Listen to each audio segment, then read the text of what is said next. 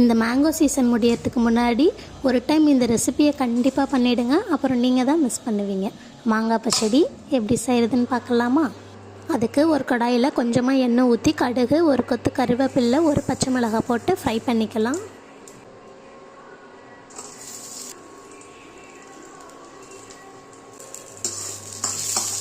அது கூட 2 பெரிய சைஸ் மாங்காய் தோல் சீவி செதுக்கி வச்சுருக்கேன். அதை இப்போ நம்ம சேர்த்துக்கலாம். ஒரு டீஸ்பூன் பெருங்காயம், ஒரு டீஸ்பூன் மஞ்சள் தூள், ஒரு டீஸ்பூன் மிளகாய் தூள் சேர்த்து மிக்ஸ் பண்ணிக்கலாம்.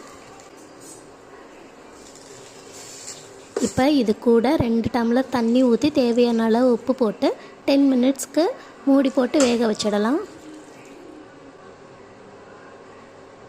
மாங்காய் நல்லா வெந்துடுச்சு. இப்போ இது கூட 50 கிராம் வெல்லம் இல்லைன்னா நாட்டு சக்கரை சேர்த்து 5 நிமிஷத்துக்கு கிளறி விட்டால் நம்ம மாங்காய் பச்சடி ரெடி. அவ்வளோதான், 20 நிமிஷத்தில் பண்ணிடலாம். கண்டிப்பாக ட்ரை பண்ணி பார்த்துட்டு எப்படி இருந்துச்சுன்னு கமெண்ட் செக்ஷனில் ஷேர் பண்ணுங்கள். நம்ம சேனலை சப்ஸ்கிரைப் பண்ண மறந்துடாதீங்க.